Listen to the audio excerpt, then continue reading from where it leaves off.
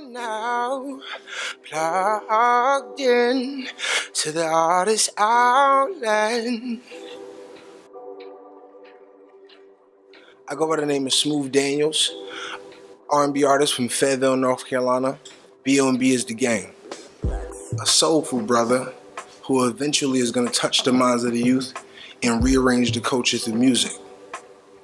I was born in Harlem, so you know it's like that fast-paced rat race, flashy lifestyle, and then North Carolina like slowed me down and gave me the best of both worlds and showed me life from a different perspective, and to like really have to go hard to get it. You know, everything is at your reach when you're in the city. Everything's convenient. It's a little harder to move and to maneuver.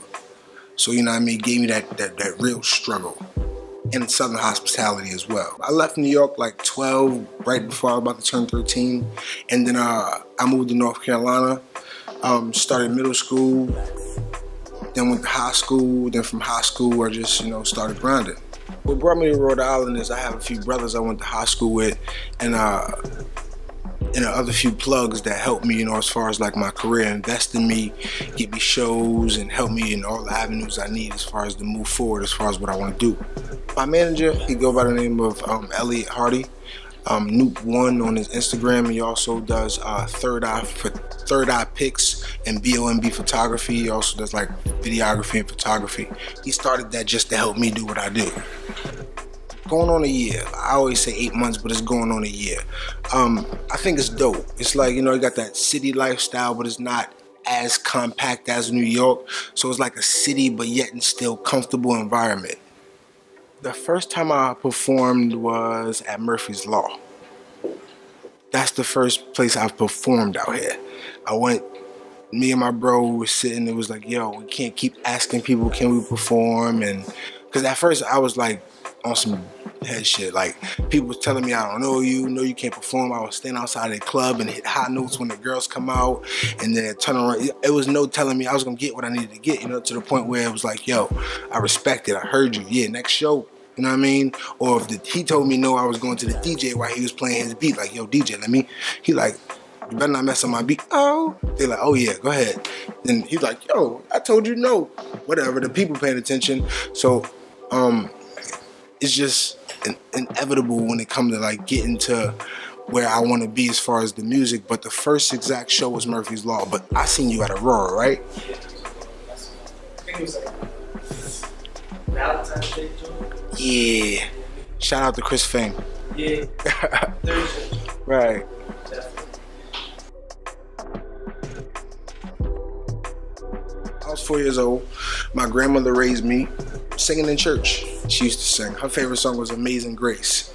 And then being from Harlem, like just being in the playground, being around your homies, everybody raps, and I'm competitive, so I just took it to the next level. So I sang and I rapped, so it's like I've been rapping since 9 and singing since 4.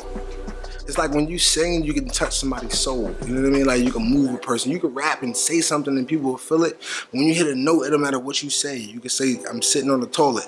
If you sing it the right way, somebody's gonna turn, they're gonna react to that. I'm sitting on toilet.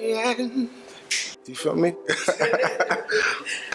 I've been taking actual music serious in my eyes, like I would say 17, 18. But I've been like recording since like 14 and going to the studio and trying to do it myself. But I opened a club with one of my family members in North Carolina called Club DeVille. So like I got sidetracked from the music. It was only to have a platform to exemplify my talent in front of a crowd. But then once you start becoming a business owner, you start paying attention to expenses and security and all the things that it takes to run a business. So I got overwhelmed with trying to run an establishment and have money and dealing with ALE in the state of Fayetteville, North Carolina. So I got blinded and I wasn't able to focus on my craft. So I got serious around, like once I stopped doing the club thing, it was like, yeah, I'm gonna put all my effort into recording and getting my name out there, building my brand, perfecting my craft. Music is life. When I wake up in the morning, I gotta play a certain song to get in my bag. You know what I mean? When I'm down, I listen to a certain song to pick me up or to make me feel like if I don't got no one to talk to, the music talks to me as if it's relating to me. So music is like that's something that I can't touch that I need. First song I had to listen to when I first moved here was "Use Me" by Future, because I was just going through some things and I needed that motivation.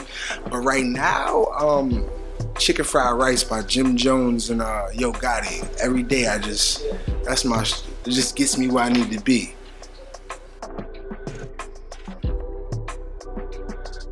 One Night of Passion.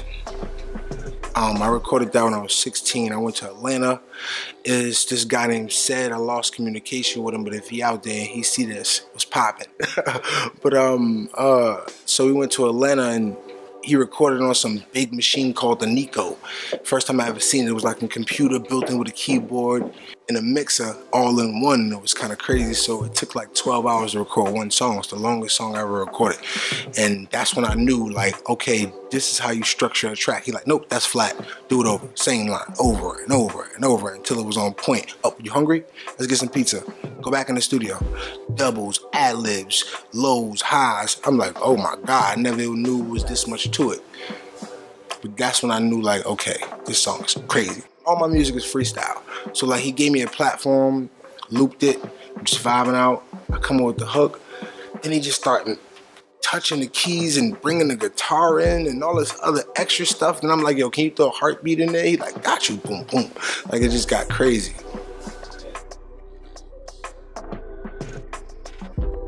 The first time I knew I had something, this church song, Have Yourself a Merry Little Christmas. I was in middle school, Lewis Chapel, North Carolina, and my music teacher, I never forget, Miss McLaurin, she taught me like the scale and, you know what I mean, octaves and all of just the technical fundamentals of singing. And we sung that song over and over and over again every day until I got the high note right. But when I hit the high note and I made everybody in the gym stand up, that's when it was like, okay, yo, you don't ever stop, you know what I mean? So that's when I knew don't ever stop. And that was the first, that was the biggest, that was the platform to make me take this serious. But what blew my mind away is, like, you know how you got the Dunkin' Donuts Center? In my city, we got something called Crown Coliseum. That's where J. Cole come to perform and everything. So I was grinding all over the city, hosting parties and bringing everybody together. I hosted something called the Summer Splash, which I'm soon gonna recreate out here. I brought 2,900 people to the Crown Coliseum, and I created a platform with all my local artists that I was dealing with and grinding with to perform, because, you know, they be tearing people head off to perform when artists come to the city. So I was like, yo, we're gonna chop that problem right out the way. So I brought 2,900 people to one place, and I let all my homies perform, and I headlined the event. And when I seen chicks trying to pull me off the stage and screaming my name and singing my song with me, I was like, yo, it's no better feeling in the world to be able to move a crowd. It's like my psychologist, like you said, therapeutic. I actually did something in high school in my psychology class where I explained how music was therapeutic and it changed your mood, and I gave a survey based upon the type of music that I played. I wanted to be a psychologist, but, you know, school and fees and debt's crazy. So, you know what I mean? So it helps me with my mood in my everyday life. But as far as like how it helped me and changed me,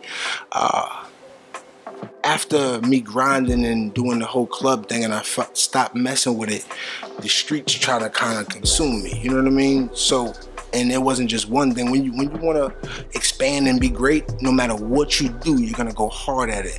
So when you're doing something negative, it's going to consume you. So I was doing too many negative things at once, and I had the epiphany like, yo, bro, you got too much going for yourself to be out here with your life on the line and like looking over your shoulder, you know what I'm saying? So it was like, yo, it's either this or die. That's how I look at this music thing. So that's how I feel like music changed me to say, yo, this is, because nobody, a lot of people that's my age, you ask them right now, what do you want to be in life? Like, shit, I don't know. I know I work here. I know I work 7 days a week and I got enough money to go to the club and buy me some sneaks. Other than that, do you want a business? Do you want a brand? What's going to represent you? What you going to leave for your kids? You understand what I'm saying?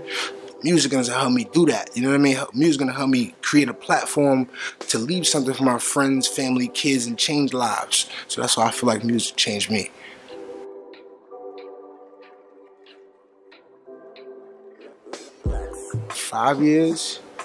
In 5 years, I see myself somewhere secluded in the woods, nobody knowing my location, waking up financially free, being able to do whatever I want. multiple brands, me helping people with the same science and creating opportunity for people like us, you know what I mean?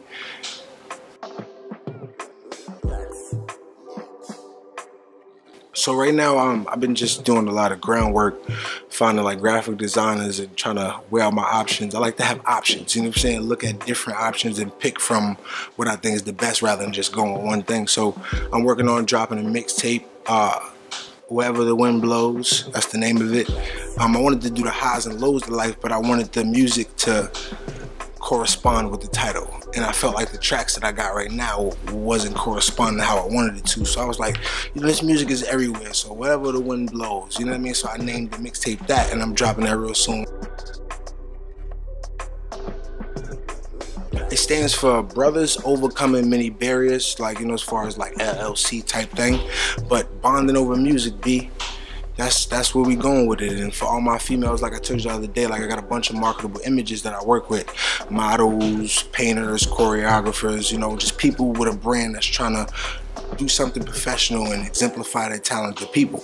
So it's like basically an umbrella, B.O.M.B. Everywhere we go, we bomb and shit. And to my females, you the bomb, baby. That's all I want to tell them. Braving your body all through the night.